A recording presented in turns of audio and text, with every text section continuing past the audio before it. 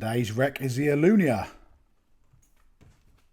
158 metres long, 19 wide, 13 metres high. She was lost to a sea mine and she's made of metal and she was lost in October 1916. There's her position right there. 2 people died on this wreck and it is also the largest wreck on the south coast. So a big thank you to Andrew Golby who did the original dive video here, and I'll put his original clip in the description if you want to watch the original. So huge wreck, this one, largest wreck on the south coast, sits on a really gravelly, fine, sandy sort of bottom there as you can make out here, and it's a really intact, considering it was blown to bits by a sea mine, it's really well intact and it lays on its port side, this one, but because of its sheer size, as you can imagine, it holds a wealth of fish life. Plenty of bait fish on, like you can see here, but it's really popular with local boats out of Eastbourne because it is a really good pollock wreck and also conger eels. Sheer size of it makes that, you know, there's going to be fish on it. On any given day, there will be fish on this wreck.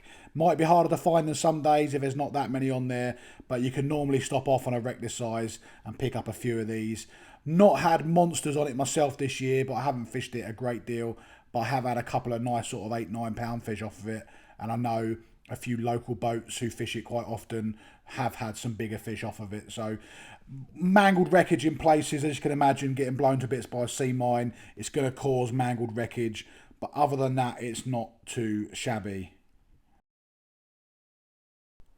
Now for the lure angler, clearly this is going to cause you problems. There's a few little bits like this that stick up above the normal level of the wreck.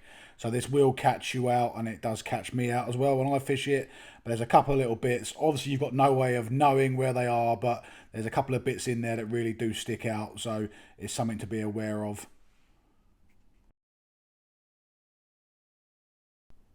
And here comes a nice sized pollock just lurking in the background there around one of the larger bits of the wreck.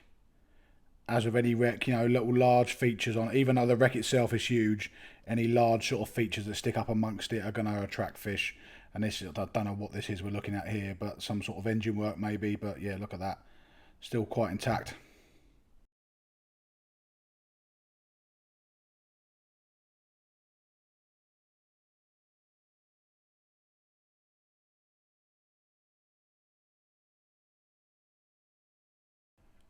And of course, no wreck would be complete without a family of eels living amongst it. I know of a couple of boats who had 30 plus eel days on this wreck. It is loaded.